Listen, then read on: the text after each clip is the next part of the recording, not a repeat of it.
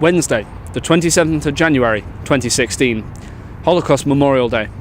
This day is all about commemorating the lives lost in that genocide and the subsequent ones of the 20th century.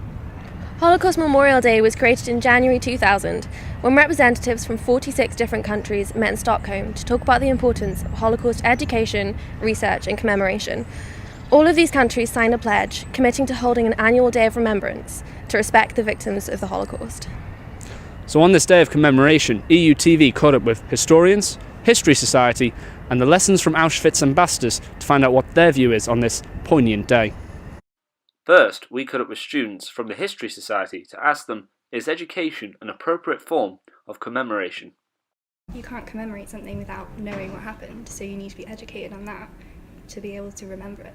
So do you think there should be a wider national and European and global movement to recognise this awful Most atrocity? definitely, especially the Holocaust as well is obviously very important, but not just the Holocaust, you can't ignore the things that are going on today as well.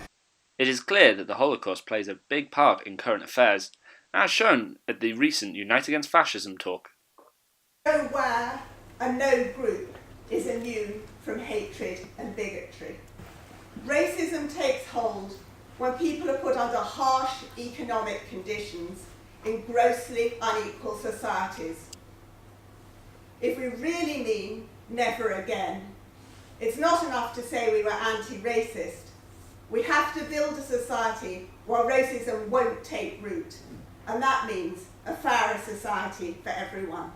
We spoke to Beth and Gemma, part of the Holocaust Educational Trust, about the relevance of the Holocaust to us today. I think that our message of remembrance and why it's important is, more important than ever, because we are in a world just now where prejudice and discrimination is everywhere, and regardless of whether it's small things or it's bigger things on like a larger scale, and whether it's racism, whether it's sexism, whether it's homophobia, it's very much in our society.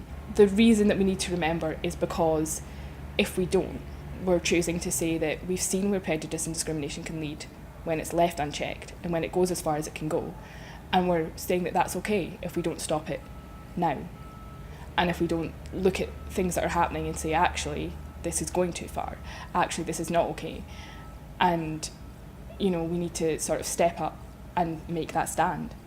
The only thing that brings about that sort of hatred is intolerance and misunderstanding of other people and their differences. So the only way we can combat that is through educating others. Would you give any advice to students on campus about how to not stand back? As students, we tend to sort of circle with people that we haven't necessarily met before and that we don't maybe know that well, or that have differing opinions from us.